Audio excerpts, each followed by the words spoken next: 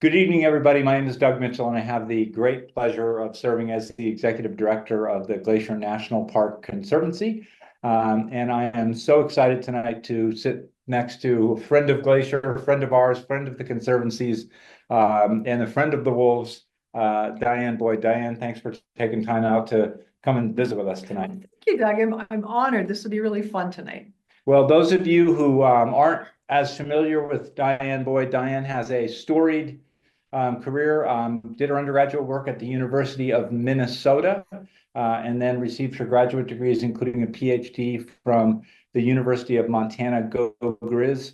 She's been published in all manner of scientific journals. I couldn't pronounce a lot of the words, so I'm going to leave those to Bing and Mary Ewald because they're way smarter than me. But I can tell you also, more impressive to me, she also is the featured article in Sports Illustrated, and also, Diane told me earlier tonight, in Cosmo magazine. But we are here tonight to talk about Diane's remarkable book. It really is a treat to be able to be in community with a person who has been with wolves in this area from the very beginning to now, in a time where we're still talking about the idea of wolves in our environment in a way that is very, very significant. So appreciate your being here. I want to start kind of by talking a little bit about your process of going from scientific researcher to author. Kind of walk us through how that came to be. Well, I've done the research. I started way back in Minnesota before I came here in '79, and I've done a lot of technical publishing and doing the field work, and I retired. And I retired on January 1st, 2020 into a pandemic. Couldn't travel, couldn't get on an airplane, didn't want to go to a hotel. And so I started kind of thinking about writing a book at that point. Hadn't gelled yet, but I thought about it. And once I decided that, yes, I was going to commit and do this, it became easy to write from my heart instead of writing a technical paper. And I could just say how I felt. It was a marvelous process. It was a lot of work, but it was good. Was it, I bet it was emotional at times to go back and remember Yeah. those people and those times. How did you cope with that?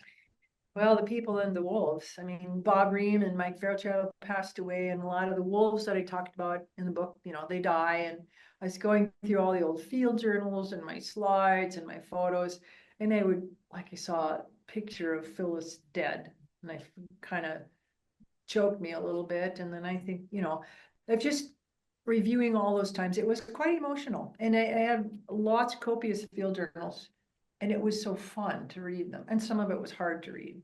So talk about when you first held the book in your hand. What was that like?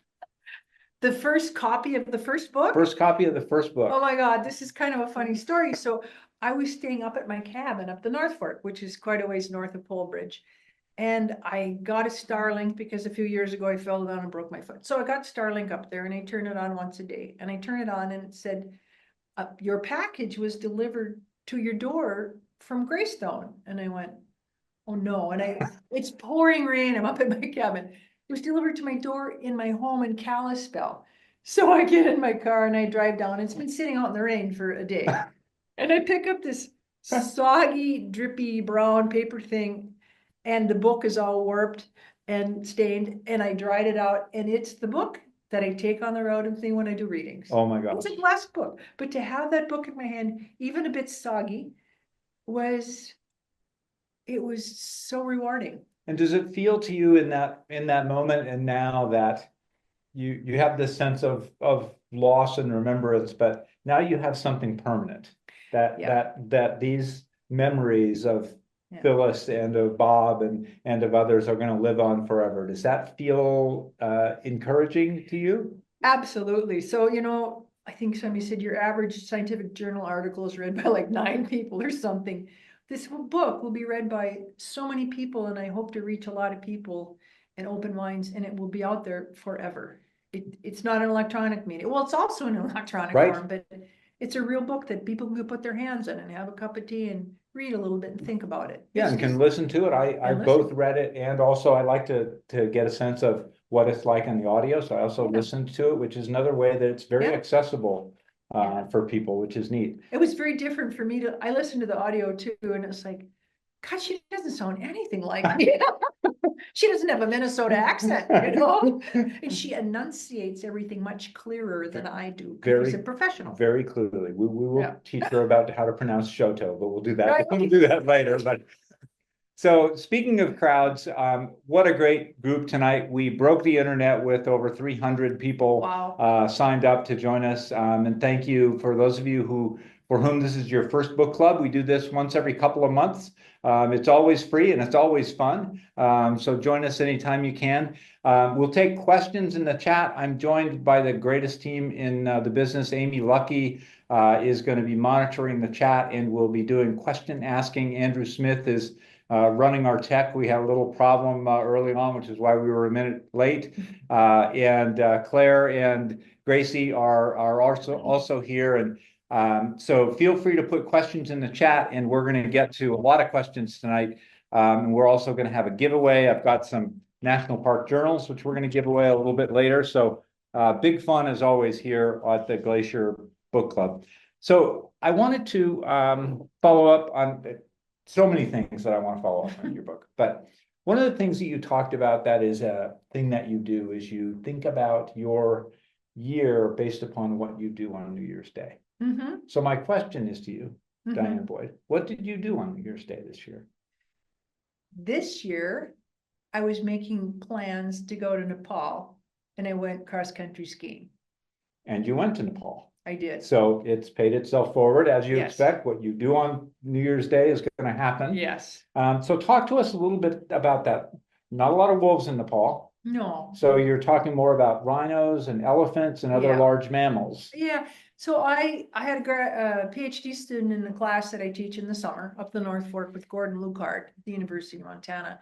And this PhD student was attending college in California, and he's doing conservation of one-horned rhinos in Nepal, community-based conservation.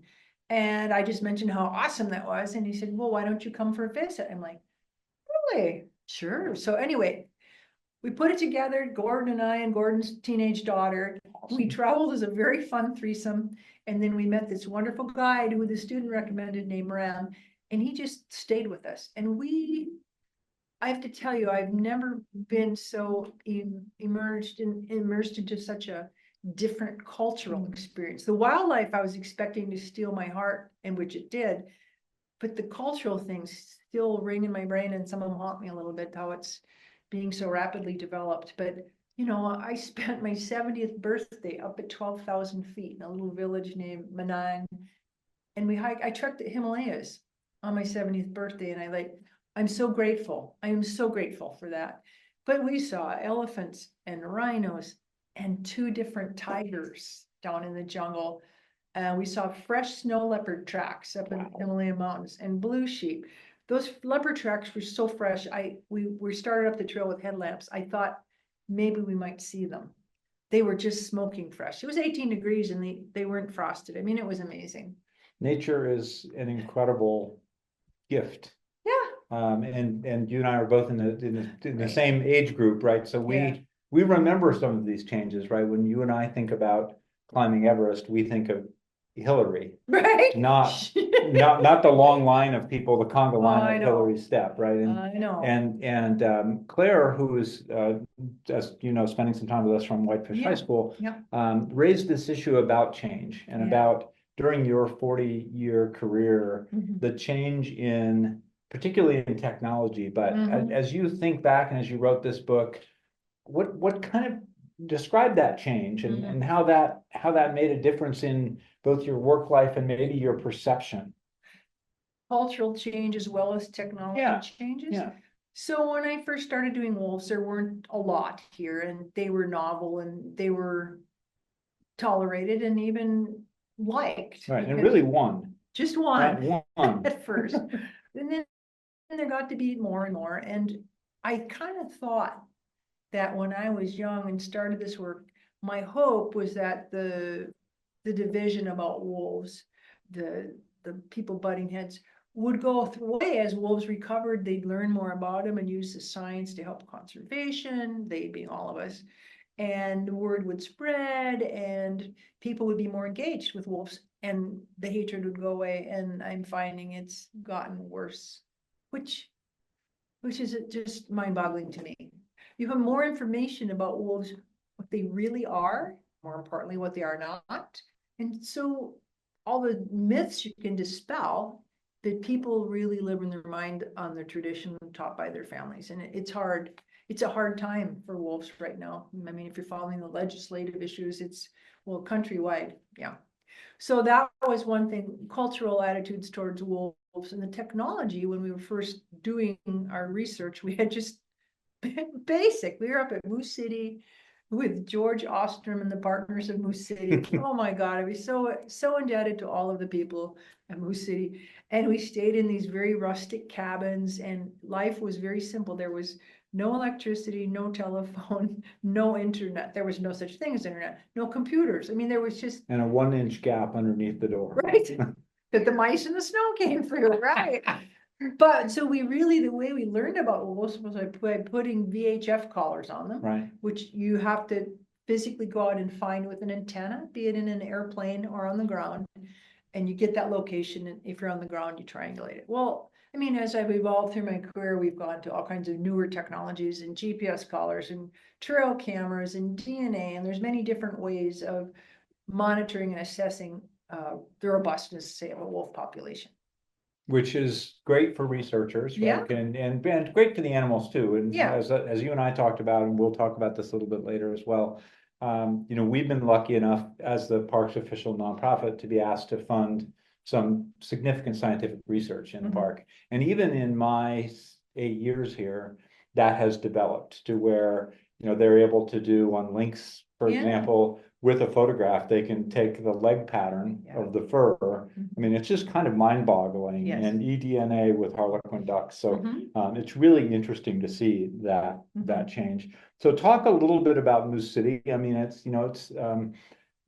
still in the lower 48. North of Polebridge still has to be one of the most remote places in the lower 48. Oh gosh, yeah. Yeah, Moose City is literally at the end of the road, right on the Canadian border. There was several buildings lost in the flood of 95, and then the Moose City owners moved buildings and put them on a better foundation and fixed them up a bit. It's really nice. When we lived there, it was wonderful and it was home, but it was a little more rustic back then. The cabin that I lived in went down the river. So in 95, as did our truck. Anyway, that's another story, but yeah, it was beautiful. It was quiet, and I can think of many of just silent. You go out at night and it's silent except for maybe the slush ice floating by the cabin, or a fallen elk bugling, or coyotes and wolves howling. Sky, there was no light pollution. I mean, oh my God, the stars and northern lights. And it was really a very beautiful place. If I slow down enough, I would call it contemplative and meditative, but I don't sit still very long. But anyway, it was just a wonderful place to mature personally and professionally. So speaking of maturing professionally, you talk about in the book when you had an experience with sage, and I forget what the exact experience was, but during that you kind of said to yourself, I belong in this business. Right. I'm gonna be able to do that. Now that was still like the 70s, maybe early 80s, something like that. So when was it that you sat up and said, I'm one of the best in the world at this? Oh, I've never said that. Everybody else says it. So I'm just, about average, and I'm better than me, and so I'm Minnesota humble, but it's not the Garrison Keillor where everyone's well above average. So yeah, and I got serious about it, I guess, when I used all this information I'd been collecting for 14 years, and I went back and did my PhD at the University of Montana. Started in 93, finished in 97, and I'd done a lot of publishing, but I became more serious about publishing. And then I found it was hard to land. Goal was to have one job for the rest of my life. That never happened. Well, not one job, but one profession, right? I've worn many hats, but I've Yeah. always stayed through Yeah. with the wolves, kept my fingers in the pot. So let me ask that question a different way, because you are so modest. The Jane Goodall of wolves, ladies and gentlemen. Was there a time, so you had this moment where you said, I belong here, I can do this work. Was there a time when you said, this is the work I want to do for the rest of my life? Is there a time in your work that feels like there's another moment? My first months in the North Fork, way back in 79, right away. It's like, oh my God, I've come home to a place I hadn't been. I mean, that was it. And I didn't exactly know with one wolf how that was going to happen. Right. But I just knew that this is what I wanted to do. And I got to help the grizzly bear researchers. They were collaring and catching bears, and we worked together. But the population kept growing. I just stayed with it, even when there wasn't money. I think that's one of the terrific pieces, and I'm Amy Lucky. I'm going to turn it over to you here in a minute, because I'm sure I'm taking all of Diane's time, and I'm sure we have tons and tons of questions out there. The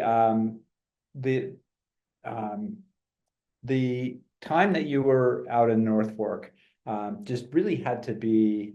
Do you think it's the same now? I mean, No. is it North Fork has changed? Even the North Fork has changed. Oh my gosh, yeah. And I still have a cabin up there. And when I lived in Moose City for years, and then I built my own little place off the grid. But back in the 70s, late 70s, 80s, it was really a lot of sort of, I don't want to use the term old hippies, but it was a lot of people who wanted to go back to the land and live a more natural life. And they worked hard. Some were Forest Service employees or carpenters or whatever they did. And it was a real community of people.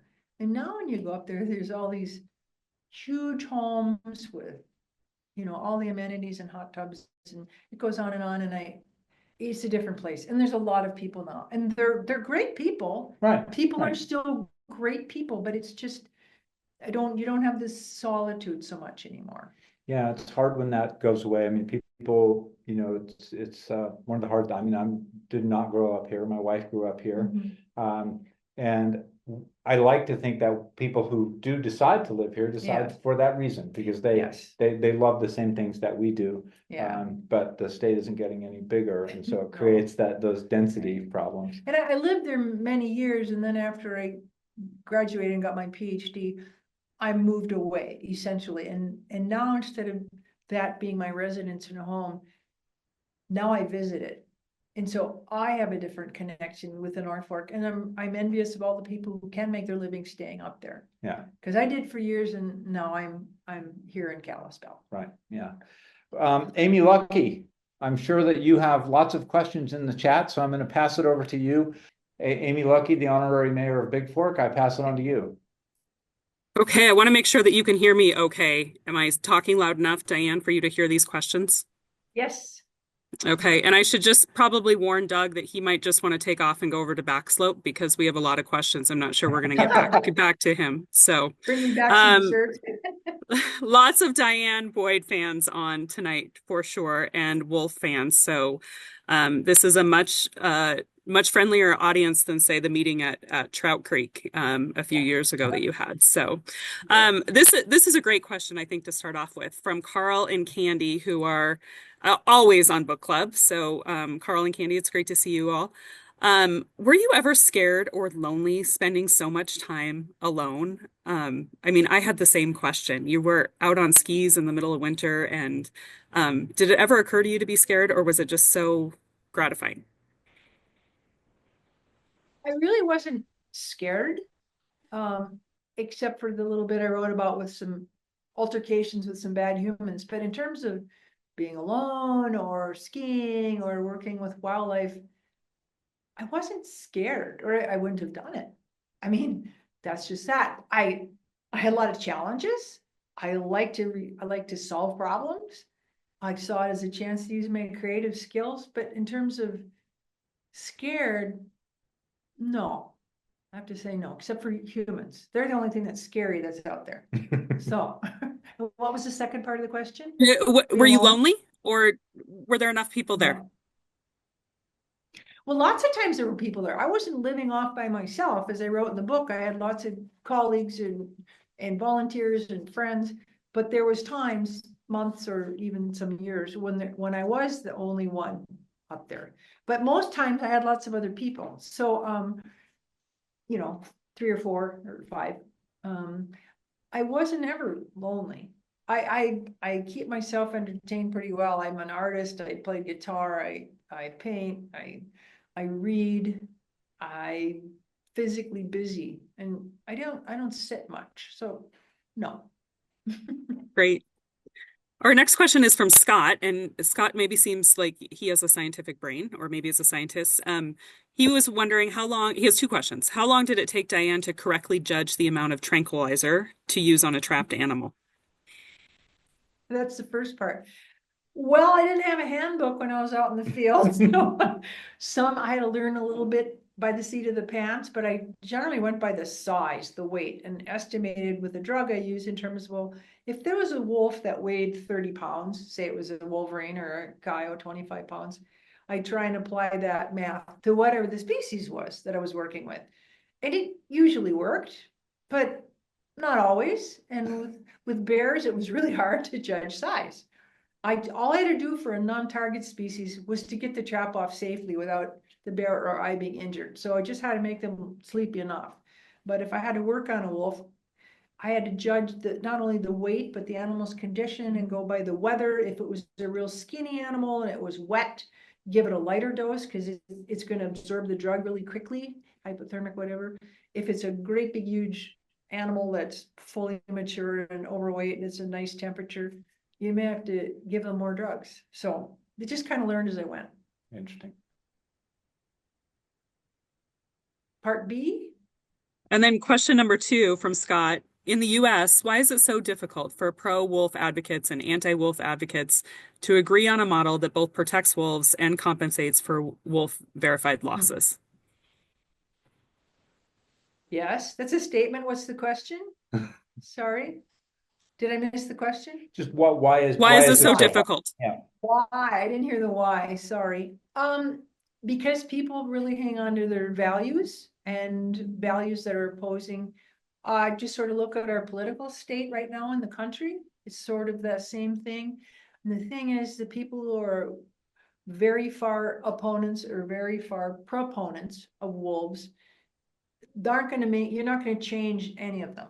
So you try to look at the people who are in the middle and try and give them useful information in a manner that they can understand it, be it scientific, technical, or a simple book, but something that they can think about. And that kind of was one of my goals for this book. But people will always be fighting about wolves. Always. That will always happen. But I don't like to see political environment and votes counting into the management instead of good wildlife biology. That's what's sort of happening right now. And Thomas has a question. There was a line in the book that stuck with him. Nature always wins. And he says, Diane, can you expand a bit on that? And how do we make sure that that continues to hold true? Wow, that's like a PhD. But in terms of nature always wins. So we as a species are being incredibly successful, more successful perhaps than any other animal on the planet. We're taking over all the landscape. We're modifying the landscape. We're changing the quality of the air. We're using up the water. And nature will win. She's trying to win through COVID. Nature will win when we run out of resources and we end up our population rapidly decreasing. I mean, it's as simple as that. We can't manufacture water. Well, not very well. We can't manufacture clean air. Nature controls all that. And in terms of, what I do like is nature wins if we damage a landscape through whatever means. You'll see it come back. And it's the recovery is pretty amazing. And I know when I was in the North Fork, we had these huge wildfires in '88 that burned up as much acreage, I think, as what happened in Yellowstone, but it wasn't as publicized. Anyway, I was worried about the animals because the fire was in the first week of September. And I thought, oh my God, they're all their browse is gone. Well, by October, the meadows were greening up with incredibly nutritious high protein grasses and Forbes. And I was just so impressed in how nature, not only does she win, but she will recover if we give her the space and time, always. And that's really the story that you tell in the book of wolves too, right? Yes. Is that we maybe, you don't say as much in your book, but we maybe didn't need to do wolf reintroduction because they were pretty much taking care of this on their own. Yes. It's all about engineering Eden and, whether there's lots of really big topics here Oh my that we could goodness. spend all week talking We about. could do all night on that reintroduction issue, but yeah, so that's how I feel. Nature always wins. Look at what's happening with, the climate change, the water levels are coming up, homes are being wiped off along this coast. It's like, she's giving us a message. Yeah. What else you got, Ames? Oh gosh, lots more. So Margaret has just a very not philosophical question that we've been sort of went into, but this is a great question, I think. Having read the book, she'd like to know what the traps look like, because it's hard to imagine what part of the wolf is trapped without harming them. It seems like most were released without sort of long-term effects, and that is sort of hard to imagine. A great question. So the traps that we used way back then are basically the original ugly steel, what used to be called leg hold traps that were used to totally wipe wolves out. And we used them as a tool to help restore them, recover. But the traps we bought, we took the pans and the springs off. We took the jaws off. We replaced the jaws with more humane jaws. So we took these ugly old steel traps and modify them with special parts so they would be less injurious. And we checked the trap line twice a day. And if it was really hot or really cold, 3 times a day. Because you don't want the wolf sitting in the trap very long. You don't want them fighting. But the idea of a leg hold trap, the trap doesn't catch them here. It catches them on a paw. And in your hand, you've got dozens of bones. And so the idea is it can move around a little bit. If you caught them on a leg, you could break a leg, but it catches them on the paw. So they're the old-fashioned ugly things that you're thinking they are. That's all I'm going to say, but modified to minimize damage. Interesting. With a trigger the size of And Nancy, Right. Nancy has a great question too. I hadn't thought about this, but she says you use the term reintroduce for wolves, but biologically speaking, isn't introduction done when a species has not previously been in existence in that ecosystem? So should we be saying reestablished, or is she just being a little too picky? Those were her words. So I use the word recolonize when I'm talking about our population, recover, natural dispersal. When you're talking about wolves in Wyoming and Idaho, they were reintroduced. Wolves did belong there. They were wiped out. They were reintroduced. They weren't introduced. They were always in the whole West. So maybe I'm not understanding the question, but one of the points I hammer home when I give talks hard is these wolves here in Northwest Montana were not reintroduced. They walked down here on their own without any human intervention, without people bringing them here. It's a little different than the other places. And the wolves that got to Oregon, Washington, California, even Colorado, got there on their own. They weren't reintroduced. Mm-hmm. And the wolves that have spread through Europe from Italy, Romania, Poland, Portugal, Spain, they have now walked all the way up to Netherlands and Denmark on their own. Nobody reintroduced them. Okay, they walked. So I'm pretty clear on that, I think. I hope I answered the question because maybe I didn't understand it. No, I think you did. And that was a great chapter about the reintroduction and the difference. Yeah. So Doug, how about I do one more and then I'll pass it back to you, since you're still here and not at Backslope, and you can do some fun things. So Eric and Tanya have a question. They're also longtime book clubbers, are here almost maybe every time we do this. Can you please talk about the difference in writing, preps / style, etc., when writing for the public, sort of the lay public, versus a scientific journal? And which one do you find easier and perhaps more enjoyable? So the scientific journals or sort of writing for everyone? That is another really good question. These are great questions. I'm glad because you're making me think. So The biggest difference for me is when I went to write my memoir, I sit down, I have my little chapter outline that I created, and Greystone loved it, and I sit down and I would sit at the computer and the story would pour out of me. And I would keep writing and writing and writing without looking at any references, without looking at anything, just wrote from my heart and my memory. And then I'd put it away for a couple days, and then I'd come back and I'd rethink it and would change it a little bit. I'd put it away. And then I would go to the file cabinets where there were journals, field notes, data sheets, and then I would fact check to see that I'd done it. That's completely opposite of how I write a technical paper, where you sit down and you pour over your data sheets, your notes, and you're drawing out data and methods and making spreadsheets. And then after you've done all that, you write up your article or story and make sure it's all technically correct. So that was the biggest difference for me. And it was wonderful, and it was also hard. That's interesting. I'm picturing with a technical article, a dining room table just filled with stuff. Yeah. And I'm thinking about the novel as being more kind of personal and contemplative and put away. Yeah. To come out and rehear those stories that you've just written. I lost track of time when I was writing the memoir.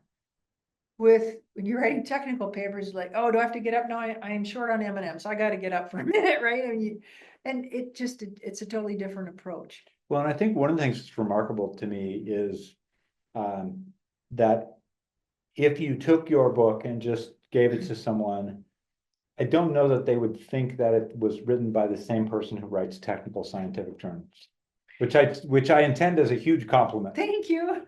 Because and Claire and I were talking about that earlier today, that the storytelling in the book and the language in the book is just so rich, and Thank you. And it speaks to someone who really cares for this work. So thank you for caring You make me cry. for this work. Thank you. And it's again, we're really honored to be able to help support some of this work. And a lot of times when we have these kind of conversations, people ask me, well, that's all really neat, but what can I do to help? And the answer is you can.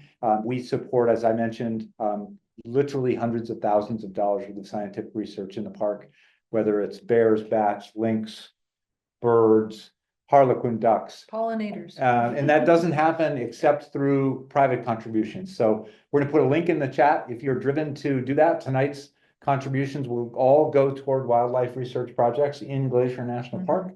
We'd be honored to have your support.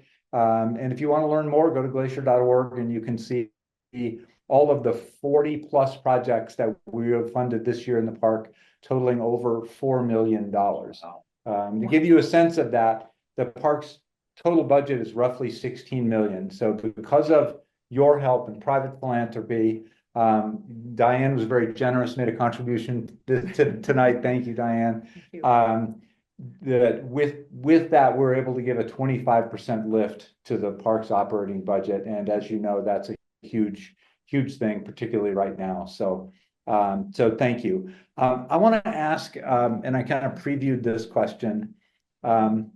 I'm a little bit uncomfortable if I'm a guy at OSHA with the number of times I read about putting wolves inside of your car and then wolves inside of an airplane. I'm just thinking that something could go wrong in any of those things. And I'm thinking about Dave Horner specifically, who you spent a lot of time with. Oh, yeah. Tell us the Dave story that didn't get in the book. Which one? I don't know. You tell me. Well, there was one time with Dave, we still laugh about this when I see him. We were going to try and catch wolves up in the headwaters of the Wigwam Drainage, which is just north of 10 Lakes area, just north of Glacier Park. And we were going to try and, we had a guy hired, come down from Alaska to train us how to set neck snares that lock. So if a wolf walks through it, it stops and they can't choke. And we would know they were caught and we would run in and put collars on them. So this was when there was still snow, so you could funnel them. And we decided we would start chumming the wolves and dropping food in so we could have a predictable spot where we could catch them. So I told Dave, I just found a fresh deer kill on the side of 93. Do you want me to pick it up? Yeah, so I got the fish and game truck, and it was a pretty nice spring day, kind of warm, and there's this enormous doe, which was so huge, you know, the legs were sticking up. It was really swollen with gas and decomposing a little bit. I didn't put this in the book because it's kind of graphic. Right, yeah. So Dave gotcha. says, bring it over, let's go up and throw it out the airplane. So we go up in the airplane, and when we take off at Kalispell. I mean, these are not sentences, by the way, that you hear, and don't try this at home. Let's just bring it up and throw it out of the airplane. Right. Okay, I'm just saying, I don't want some trial lawyer here to come. So we picked this deer up at 3,100 feet, and if you took a physics class about the law of expanding gases, we went from 3,100 feet up to 8,000 feet, where the air pressure's less, and the deer began expanding greater and greater until there was liquids and goo coming out of every possible opening of this airplane. It's like, Dave says, my God, Diane, we gotta get rid of this deer. I said, how about right down here? We'll mark it on, you know, okay. And then I had to open the door, and of course the deer's legs are blocking the door. I'm trying to cram this deer, which is as stiff as a board. And I get out and I'm trying to open the airplane door, and he's circling. So I'm circling. Again, I'm trying to open the airplane door. Do not try this at home. So we're circling in the little Cessna, and he's got me down on this side, and I step out of the airplane onto the strut. And I'm trying to pull the deer out, and Dave actually grabs me by my belt on the back of my pants, and I'm hanging out of the airplane, standing outside, and I yank the deer out. You asked for a story. How's that? Wow. So then we watched. And he took the brat. We watched the deer, and it goes, shh. Boom. I'm sorry. Sorry, you asked. But we all want to know now. Okay, did it work? So we later went in there with the guy from Alaska. We came in, we found the deer. By the time he came, pretty much had been eaten. So no. But we had a lot of fun doing it. We had to get another carcass. I had to get another animal, do it over, but. So, you've had some great adventures Yeah, I got a few. in this. One of the ones I was taken by was your travel to Romania. Oh, yeah. How's your Romanian? Is it The only word I sketchy? remember is ingazzata, which Okay. is ice cream. well, that's all you need. Dang right. Yeah, that's all you need. So you talked about going back. Is that Yeah. in the next one of your next chapters here? I would love to. I have a thing. I'd like to see Romania and Croatia as a visitor, but as a simple visitor, as a biologist, not as a tourist. And when I was in Romania, it was only 4 years since Ceausescu and his family had been executed, and they were right. brutal rulers. So the country was very confused and poor and afraid when I was there. It's doing really well now. They've got it's a beautiful country with beautiful people, great tourist business. Yeah, so I'd love to go back, but I don't have it locked in yet. We'll have to talk to the publishers about the Romanian edition. There you And go. maybe there will be a European book tour. There you go. So I promised a speed round, and I don't want to Gosh. neglect that. I've got it right here. I feel like Karnak. Okay, so we're gonna talk about some Just the things. audience at home, I don't know what's coming. Okay. She doesn't have Julie, any idea. I don't have a clue. Doesn't have any idea. So we're gonna start with the traditional one, because Ed Wilson would not be happy if I didn't ask this question. Abbey or Stegner? Abby. Okay, that's yeah. I was gonna guess Abby on that one. Okay, so in your book, you talk about listening to Gordon Lightfoot and Joni Mitchell. Mhm. Okay, so we're gonna start with Gordon Lightfoot. Better song, Sundown, or The Wreck of the Edmund The Wreck of the Fitzgeralds? Edmund Oh, is it? Fitzgerald. I'm with you. It's better than Such a great. Ballad of the Yarmouth Castle, which is another boat wreck, which is old from the 60s. Okay, It's all beautiful. right. Andrew will put that in the chat for you. Okay, so Joni, no relation. Yep. Same kind of choice, better of two songs. Big Yellow Taxi or Both Sides Now? Both sides now. Both Sides Now, yeah, it's a classic. Okay, so still traveling. There's a mention of a 1 pound bag of Oreos. The speed round question is plain or peanut? It was M&M's. M&M's, Yeah, sorry. yeah. Yeah, sorry, Oreos were the Yeah. size of the. Right. I did have an Oreos question, which was a Yeah. twister. So M&M's, plain or peanut? Always plain, because if you put a peanut in the middle, you take away space that you could have chocolate. Oh, boy, there you go. Look at that scientist. That is science right there. Next level science right there. Never measured the volume, but why throw a peanut in it? Okay, I love that. So again, you and I are of a similar era. Marlon Perkins or Jack Hanna. Many of you don't know there was someone before Jack Hanna. Marlon Perkins, and I've been watching just this week old Johnny Carson reruns with Jim Fowler, Big Jim, and Oh, Russell Big Jim Alligators. Fowler. My Yeah. God, it leaves me in stitches. Yeah, Yep. yeah. No, that's a good one. All right. So last but not least, Northern Lights Saloon. Are you ordering the saloon burger or the pulled pork? Saloon burger. Saloon burger. Okay, well, there you have it. Amy Lucky, I know that you've got some more questions here. We're got about 15 minutes or so, and so I'm going to hand it back to you. See, that wasn't too painful. That was, no, it was great, Okay, but you good, made good. me hungry. M&M's and burgers. Come on. Oh, So I'm just going to go down the list because there are quite a few. So we'll just try to get through as many as we possibly can. I will also mention that I put our giveaway winner in the chat, Sarah Hart. Congratulations. We have a 3-pack of journals. So maybe you're a budding writer and you want to start your first book in one of our journals. So we will get those out to you.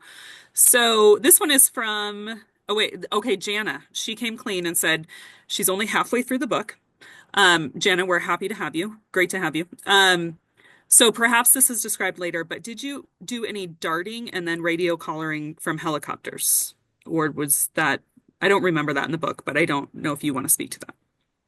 I did not, because in the North Fork of the Flathead, you're lucky if you can see 30 feet, let alone 100 yards. You don't get to see the wolf, so it would be impossible to dart from a helicopter. But they're very successful at doing it in Alaska and Yellowstone. We actually darted some wolves successfully when I was working for Fish, Wildlife, and Parks here over in the Liberty area where there's some openings. But no, I always caught them in traps, and I walked up with a 4-foot stick with a syringe on the end and gave them a poke in the rump to sedate them. All right. no one call OSHA. Please don't call OSHA. And this one's from Michelle. She has 2 questions related, though. In your book, you talked about seeking out conversation with hunters and trappers who killed wolves. What was it like to have the conversations with these folks who killed animals you were so clearly passionate about? And how do you remain calm and set aside emotions in this situation? So I'm going to presume that the questioner probably read the chapter on Phyllis by now, and that's what's brought that up, would be my guess. I always felt that I owed it basically to the wolves to reach out to people who killed them and had the gumption to let me know, because the numbers are written on the inside of the collar. They obviously would like to know something. So every time I got something like that, I would go over and I would print out information about that particular wolf, how old it was, where it was caught, what its lifestyle was, if it had pups, whatever, injuries, whatever. And I found if I had this exchange without being judgmental, that people would listen. And if they didn't like wolves and hated the whole research project, they never would have called. I mean, it's kind of a biased sample, right? And I always felt better after talking with people, having the FaceTime. And again, like I said, the real wolf haters, if they just killed them because they're angry, I didn't meet them. But it was hard. And then, like old Phyllis, and there were no place for tears there. That would come later. Yeah. And you described that interaction at Brent, maybe, or Brett from Canada. Yeah. The way you described it, I thought was really very artful, and I mean, he seemed to have a reverence. I mean, he seemed like the call to you was the natural course of events to share with you that he had that moment. That I just can't see it that way. But he clearly had a very clear view that he was involved in the circle of life in a way that was meaningful to him. Did you feel that way? Not exactly, but what I would say was that chapter, I didn't have a plan when I started it, but in the end, I wrap it up with the perspective of the hunter who killed her, the perspective of the indigenous person who helped her the last few years of her life surviving wild, and my perspective as a researcher. And all 3 of us knew that wolf from different reality. Yeah. And I don't judge any of them. Yeah. Interesting. So sorry, Amy. No worries. Back to Jana. She wanted to know, have you done the darting since the advent of BAM, capital BAM? You describe waiting for the wolves to wake up, and that No, medicine is a game changer. Maybe you know what she's talking about because I don't. no, I do. And I was out of the wolf business by the time that came around. Well, we were still using Tilazol in 2019. And the reason part of it is because Tilazol has a pretty quick induction time, but it takes a long time to wear off. That's how you wake up with trucks and wolves in your front seat and so forth. Out the back seat. That's a drawback. But the good thing about Tilazol is it has a wide range of tolerance. So you can give it to a variety of species. It doesn't cause seizures. Some of the drugs you can use have different side effects in different species, like ketamine, which are used early on. And it's just a matter of the person who's doing the drug has to put the time in, and it doesn't have a reversal agent, which is a drawback. So no, we didn't get to use BAM. Thank you. And then back to Michelle was another question. For those of us who do not live in states with wolves, what suggestions do you have to get involved with wolf advocacy? And she also mentioned that she very much enjoyed the book. Thank you. Thank you. Well, Glacier National Park Conservancy, they do so much to help the research, which helps like advocacy like this, essentially. So I would say if you would like to help, there's many groups out there who do. There's, many International Wolf Center. There's a lot of groups, but the biggest thing about wolves is you can't landscape, don't have landscape. The landscape, national parks, federal lands, working with private landowners who oftentimes are anti-wolf, to not irritate them. And you got to work on relationships because wolves have to have a place to live. So for me, it's all about that. And that's why I take time to talk to people with different viewpoints. But go ahead and Google different wolf things. I would not get too carried away with captive wolf facilities. I don't think that does the wolves in the wild much good. And state legislatures Oh my gosh. are really taking on this Yes. as a cause celeb a little bit, and there's an Yes. opportunity to get involved. I know you were just at a hearing Yeah. in Helena where there's still some wolf legislation. I testified yesterday. I did it via Zoom because Helena's quite a drive, but there were many people there, and these two bills, well, one of them that I testified for was on, they're trying to extend the wolf killing season, wolf hunting season. It ends now March 15th. They're going to extend it to the middle of June, which means they'll be killing pups and killing lactating females and killing members that are supporting feeding these pups. It's inconceivable to me. So if you're interested in wolves, get involved with the legislature in your state. If you don't have wolves, go online and look at the Montana legislature. Feel free to comment because you have to speak up and educate yourself on issues and vote. Voting is really important. I was taken by one of the factoids in your book that in terms of my longevity as a human, I should be more concerned about a vending machine. Yes, instead of getting killed by a wolf. Yeah, Yes. so Right. look for legislation on that anytime soon. A follow-up from Eric and Tanya about your writing process. Do you ever have anyone provide peer review for your books or for this book? This book, I'm so glad you asked that. I worked with the most amazing, brilliant woman named Jane Billinghurst, who was my editor. And I got to know her because she sent me a copy of one of Rick McIntyre's books early on. He recommended me to be a blurber, which is the little paragraph on the promotion. And so I commented on a couple of his books, and then I wrote her and said, by the way, I'm writing a book. Well, anyway, we developed this amazing professional relationship. And my book reads well because of her beautiful skills as an editor. I mean, it's my voice, it's my information, it's mostly all my writing, but she took that and was able to just turn it into this beautiful finished piece. It's like getting most of your painting done, and then the master comes along over your shoulder and finishes it, cleans it or something. But I mean, most 95% of it is as I wrote it, but she did so much in terms of organizing it. So that was, I'm sorry, the question originally was, did I answer it? Yeah, they just asked about peer review, but I think you did answer it. Peer review. So I didn't have a peer review because Jane was my editor, right? Well, after we finished it, by the way, I wrote this book from first to start for the finished manuscript in just under a year. Then after we did that, then she sends it out to the copyright editor who does all of the fact checking. But being as it's a personal story, it's not peer reviewed because it's not a peer publication. Whereas a scientific publication is peer reviewed. But I have to tell you, as I wrote each chapter, like the chapter on Trout Creek, I mentioned my biologist friend, Bruce Sterling, who sat next to me.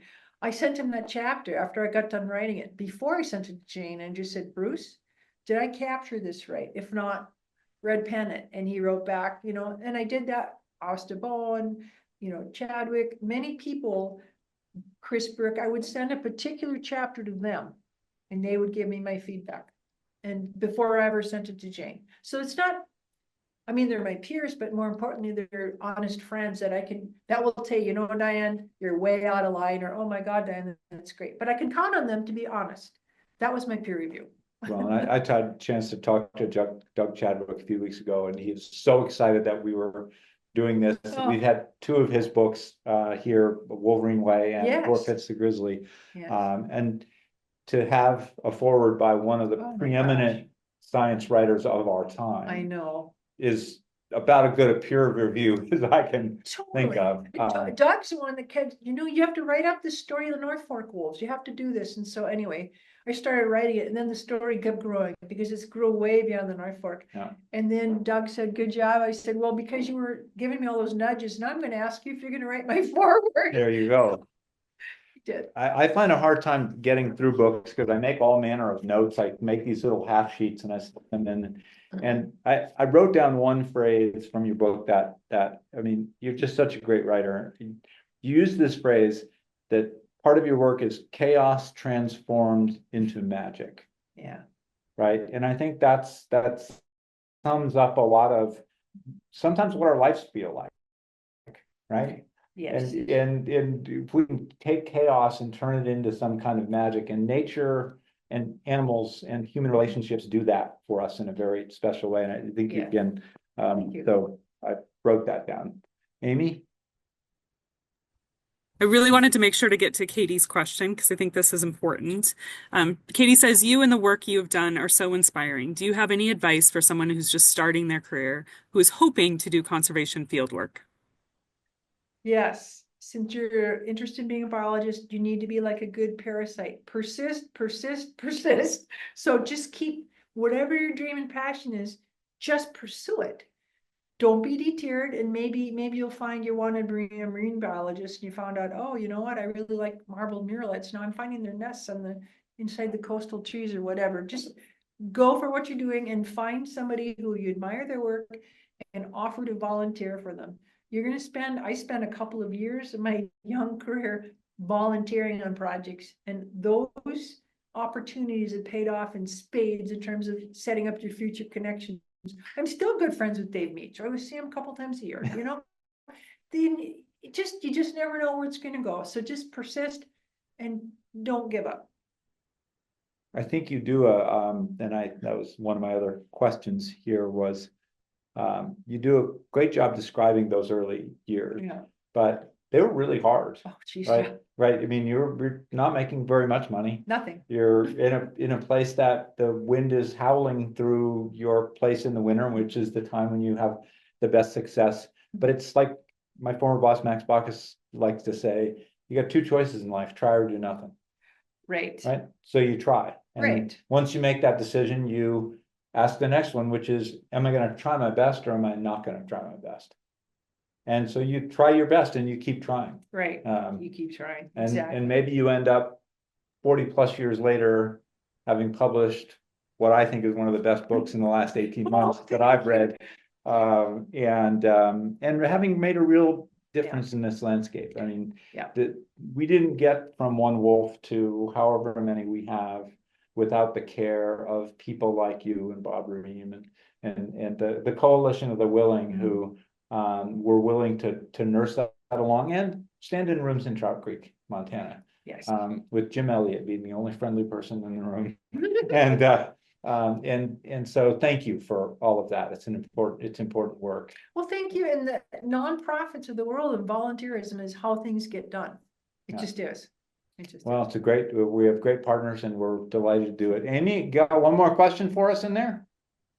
Yeah, and I just want to mention, Diane, so many really great comments, and we'll make sure to get you, and for everybody who made comments, we'll make sure to get those to Diane tomorrow from this Zoom chat. So don't think that they will go unread. We will get them to her, and maybe perhaps I think there might be a few questions that we missed, and so I bet she would be kind enough to answer them via email. But there is two questions about the current wolf situation in Glacier. Are wolves only in the North Fork? Do you know? Do you know what the count is and sort of the health of the population? Should we be looking for them when we're out and about? There's not presently any specific wolf research going on in Glacier Park. I know the woman that I trained to replace me, Wendy Cole, she's incredibly wonderful and dedicated, but she works for Fish, Wildlife and Parks, as did I the last 2 years. The first years, part of my career, I worked for the university. University is an academic institution collecting information for conservation. State manages populations that can be hunted, and since wolves in Glacier Park aren't hunted, they aren't very high on the priority list. So in terms of where the wolves are right now, I rely on my local friends and neighbors to tell me. And I had wolf tracks at my cabin just 2 weeks ago, north of Polbridge, about 15 miles. But there's no, to the best of my knowledge, well, I know this, there's no wolves with active radio collars on in the North Fork. But I would presume, given past history, there's always 3 or 4 packs along the North Fork, most of them inside the park and some just outside the boundary. We did one of the projects we were honored to be able to be a part of was this Lynx project, Yeah. which used camera traps. Yeah. And the camera trap is indiscriminate, so it just takes a picture of anything that runs in front of it. And Alyssa did capture a number of wolves in various areas in the park. Right. And one of the interesting things of that research is that since it was done both pre-COVID, during COVID, and post-COVID, she got to see the difference in wolf population in a year when there were no humans in the east side of the park. And it was dramatic. The increase in the number of wolves captured by the cameras on the east side of the park during the COVID closure year, which is very interesting. Oh, yeah. Yeah, it's amazing. Well, gang, we've come to the end of our hour together. It's hard to believe it happened so fast. Diane Boyd, thank you. You are an inspiration to me and to many. And again, we're just so honored to be able to have you as part of the Glacier family and to be able to support this kind of scientific research to, just bring facts out and then let people, deal with them, policymakers and whomever else. So before I let you go though, since we're talking about a book and you've written a book, what's your next chapter? In my life? Yeah. Do you have a title for it yet? I'm thinking about another book, but the next chapter in my life this year is going to be talking about this book and training. I've got a bird dog who's coming up to the next level. Nice. And going on tour. And then I just got a little tinkling in here for the next one. Okay, well, good. Well, we'll be here. Okay. We will be here. Everybody, you. thanks so much, Diane. Thank you for being with us, and everybody have a great evening, and we'll look forward to seeing you next time. Thank you so much for supporting the Conservancy. Thank you. Bye-bye.